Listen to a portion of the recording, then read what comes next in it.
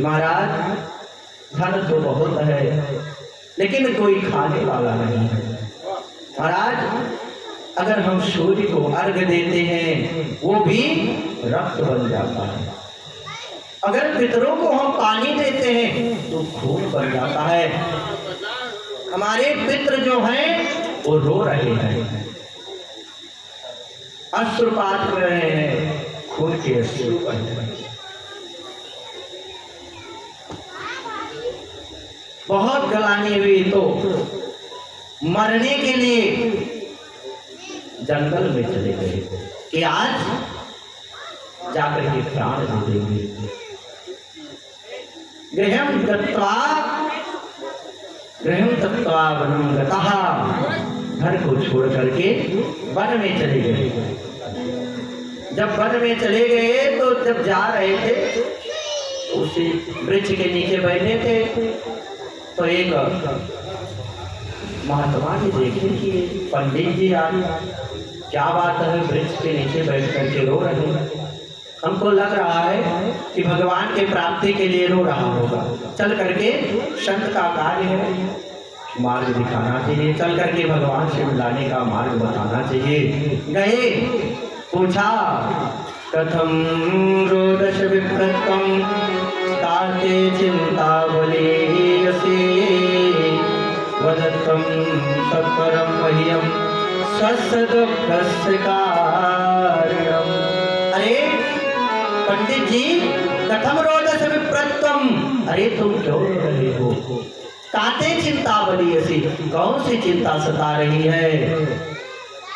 वदत्वं सत्वरं मह्यं स्वस्य दुःखस्य कारणम्, अपने दुख का कारण हमें बताइए। कहा जब संत जी बहुत दीनता दिखाने लगे तो विप्रवर कहते हैं दुखम पूर्व पापेन संचितम मदीये पूर्वजातोयम क्वाणमुपो भुंजति। अरे महाराज, कुछ लोग कहते हैं पूर्व जन्म का पाप। कथम किम ब्रवीत दुखेन, अरे क्या बताएं अपने दुख का, क्योंकि हमारा दुख बहुत बड़ा है। कहा महाराज हम अगर अपने पितरों को पानी देते हैं तो रक्त बन जाता है। महाराज हमारे घर में कोई संतान नहीं है, हमारे पितृ सोच रहे हैं कि इसके बाद में हमको कोई पानी देने वाला नहीं है। और महाराज घर में हम एक तुलसी लगाई है, वो भी सूख जाती है। वर्षों से एक घर में वृक्ष लगा है और तो वर्षों से, लेकिन उसमें आज तक कोई फल नहीं हुआ। महाराज और तो और हमने एक गैया पाल रखी है, वर्षों से द्वार पर बंधी है, लेकिन उसके भी कोई बछड़ा क्या नहीं हुआ। महाराज हमारे दुख का कारण यही है, हमको पुत्र चाहिए, नहीं तो मैं मर जाऊंगा, शरीर त्याग। महाराज महात्मा जी ने सोचा कि हम तो सोच रहे थे कि कोई भजन करने वाला है, भगवान की प्राप्ति के लिए रो रहा है तो चल करके मार्गदर्शन करना चाहिए, लेकिन ये तो पुत्र बच्चे के लिए रो रहा है। लेकिन फिर भी हम सत्य हैं तो मार्गदर्शन को अवश्य करेंगे। कहा अरे विप्रवर, आप क्यों पुत्र बच्चों के बड़े चक्कर में परेशान होते हैं? अरे कौन किसका बेटा, कौन किसकी बेटी, कोई किसी का नहीं होता, भगवान को ही अपना बेटा मान लीजिए, वही आपके बेटा बन करके आ जाएंगे, आपकी सेवा करेंगे, भाव से उनकी सेवा करिए। और मान लीजिए आपको बेटा ही हो गया तो पता नहीं आपकी सेवा करे या ना करे। महाराज सगर के 60,000 बेटा थे, लेकिन किसी ने पानी नहीं दिया ना, सब 60,000 के 60,000 जल करके सब राख हो गए। भागीरथी गंगा ने जब प्रकट हुई तो जा करके सबका उद्धार किया। महाराज अगर बेटा बहन ही हो गया तो क्या करना, तो कौन पुत्र बच्चे हो जाने के बाद में इस सेवा करेंगे, क्या था महाराज। और तो और हमने आपके ललाट की रेखा को देख रखी है कि मुंच ज्ञानम प्रजारूढ़म बलिष्ठा कर्मरोगति समासाद्या त्यज संसार वासनम सप्तजन्म वधश्चैव पुत्रो नेव च। अरे एक दो जन्म नहीं, 7 जन्म तक तुम्हारी, हमने आपकी ललाट को देख रखी है कि एक दो जन्म नहीं 7 जन्म तक कोई पुत्र बच्चे नहीं होंगे। अब महाराज पंडित का 1 गुना दुख का महाराज 7 गुना हो गया, और जोर से रो करके और संत के चरणों में सिर को पटक दिया कि महाराज अब तो मर जाएंगे, क्योंकि हमारे पास अभी तक 1 गुना कष्ट था, आपने तो और आकर के बढ़ा दिया। महाराज हमको बच्चा चाहिए और हम कुछ सुनने वाले नहीं हैं।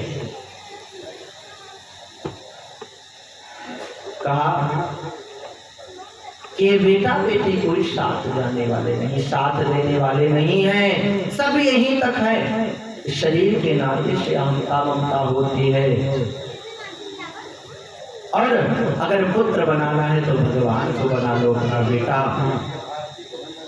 महाराज कथा सुनाते हैं कि मध्य प्रदेश में दक्षिण साइड में मध्य प्रदेश में एक भगवान की बड़ी लाडली भक्त थी, नित्य ठाकुर जी की सेवा करते थे, उनके कोई पुत्र बच्चा नहीं था, लेकिन ठाकुर जी को अपना बेटा मान लिए थे। कुंज बिहारी जी की मंदिर थी तो कुंज बिहारी जी को अपना बेटा मान लिए थे। अगर कोई काम लगता था तो कुंजू बेटा कह करके उनको पुकारते थे। गांव वालों से कहा भैया अगर हमारी मृत्यु हो जाएगी तो आप लोग अग्निदाह मत करना, हमको शमशान तक पहुंचा देना, क्योंकि बेटा एक ही कैसे ले जाएगा, तो आप लोग शमशान तक पहुंचा देना, लेकिन अग्निदाह मेरा बेटा करेगा। गांव के लोगों ने सोचा है पागल लग रहा है क्या, अरे जब शादी विवाह नहीं किया बेटा कहां से हो गया, लेकिन ठीक है कह रहा है कहने दो, समय आएगा देखा जाएगा। महाराज पुजारी जी की मृत्यु हो गई। मृत्यु के बाद में सब लोग लेकर के गए, रखा और फिर लिटा दिया। अग्निदान का समय हुआ, जब अग्नि लगाने की बारी आई तब महाराज सबको याद आ गया कि पंडित जी ने कहा था पुजारी जी ने कि आप लोग अग्निदान नहीं करेंगे, मेरा बेटा जो है कुंजू ना वो आकर के अग्निदान करेगा। महाराज इधर कुंज बिहारी भगवान छोटा सा नन्हा सा रूप बना करके, पीला वस्त्र धारण करके, पीतांबर पहन करके और इधर से चल दिए। महाराज सब लोग देखने लगे कि एक बालक आ रहा है, अग्नि को जला करके और शव में लगा दिया, जाकर के स्नान किया और स्नान करके फिर मंदिर की तरफ चल दिए। इधर पुजारी जी ठाकुर जी को स्नान करने के लिए मंदिर खोलने जा रहे थे, तब तक भगवान अग्नि का वस्त्र पहन करके पहुंच गए। देखा धन्य है पुजारी जी, स्वयं भगवान देखिए जिसके लिए अग्निदान करने के लिए पहुंचे। तो कौन किसका बेटा कौन किसकी बेटी कोई साथ देने वाला नहीं है। कहते हैं, पंडित जी ने कहा, अरे तुम संत महात्मा क्या जानो बेटा बेटी का सुख।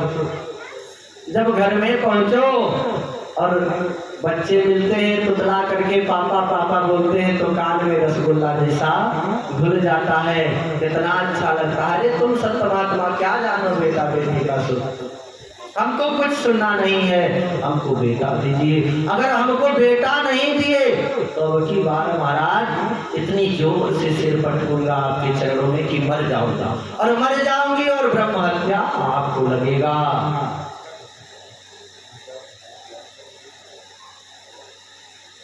महात्मा जी सोचने लगे, अच्छे आकर के हम फंस गए, हाँ ब्रह्म हत्या को हमको लेना पड़ेगा। कहा ठीक है, एक फल ले लीजिए और जा करके अपने बैग से एक फल निकाला और निकाल करके आत्मदेव शास्त्री जी को दिया और कहा ले जा करके अपनी पत्नी जी को खिला देना, भगवान ने चाहा तो निश्चित ही बेटा हो जाएगा। महाराज खुशी के मारे पंडित जी एकदम गलगल हो गए।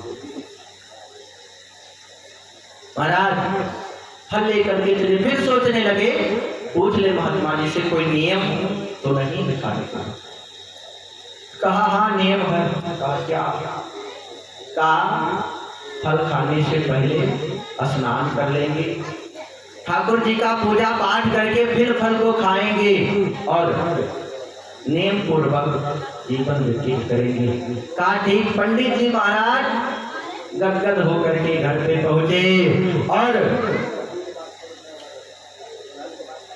बुलाने लगे, अरे जी सुनती हो? कई बार जब कहा, धुंधली जी बाहर निकल के आई, सारे हाथ क्या चिल्ला रहे हो? कहा अरे ये देखो कितना सुंदर फल लाए हैं आपके लिए, खा लो बच्चा हो जाएगा।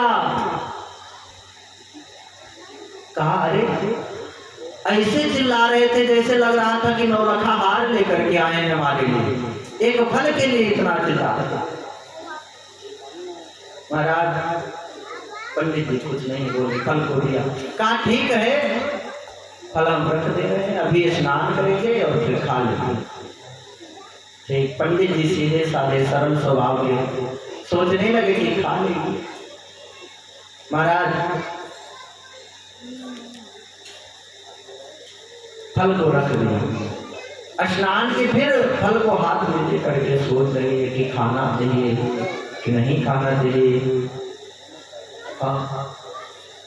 फल भक्षेण गर्भस्यात् गर्भेणोदरवृद्धता स्वल्प भक्षं ततो शक्ति गृहकार्यं कर्तुं भवेत्। अरे मैं फल खा लिया तो गर्भवती हो जाऊंगी।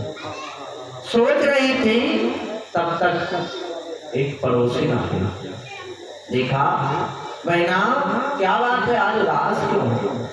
माताओं का स्वभाव होता है, अगर खुशी भी है तब भी कहीं अरे बहन आजकल क्या बात है आप बड़ी दुबली होती चली जा रही हो, चाहे पहले से थोड़ा मोटी ही हो गई हो लेकिन यही कहेंगे आप दुबली होती चली जा, क्या बात है? माताओं का स्वभाव होता है, सरलता होती है माताओं के अंदर। महाराज कहा अरे धुंधली देवी क्या बात है, क्यों परेशान हो रही हो आज बहुत?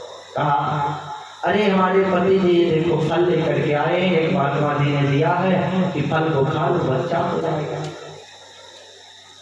तो पड़ोसी ने कहा इससे बड़ा सौभाग्य क्या हो सकता है, एक संत के द्वारा फल मिला है और पालोगे तो बच्चा हो जाएगा, निश्चित ही बच्चा हो जाएगा। कहा अच्छा ठीक है, अगर आप कहते हैं तो हम पालेंगे, लेकिन हमने सुना है कि गर्भवती स्त्री ज्यादा खा नहीं पाती है, और अगर हम खाएंगे नहीं तो कमजोर हो जाएंगे, तो गृह कार्यम कथम भवेत्, घर का कार्य कौन करेगा? घर का कार्य कौन करेगा? कहा क्यों ज्यादा परेशान होती हो ना, जब घर में बधैया का समय आता है तो ननद को बुला लेना और 2-4 महीने रहेगी, उसके बाद में जो होगा आखिरी में विदाई में लेकर के और भेज देना। कहा अरे हमारी ननद, अरे 1-2 महीने में ही सारा घर साफ कर जाएगी, हमारी ननद महाचट्टिन है। हाँ ठीक है तो नौकर कर लेना, फल खा लो। कहा ठीक है ना, अगर आप कह रहे तो खा लेंगे, लेकिन हमने सुना है कि गर्भवती स्त्री ज्यादा तेज दौड़ नहीं सकती है। कहा अरे बहना क्या उठपटांग सोचती रहती हो, तो तुमको दौड़ना कहाँ है, कहाँ दौड़ के जाती हो, कौन मिलिट्री का फार्म भरी हो दौड़ना है। हाँ कहा मान लीजिए घर में आग लग जाए तब तो सब भाग लेंगे, लेकिन जलगा हमको नहीं पड़ेगा।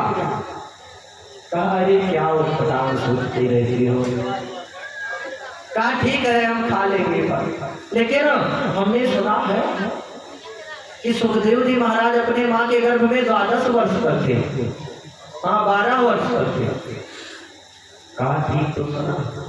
कहा अगर कहीं हमारा बेटा हमारे गर्भ में 2 ही साल रह जाएगा तो तदा में मरणम में, तब तो मैं मर जाऊंगी। अब महाराज पड़ोसी परेशान हो गई।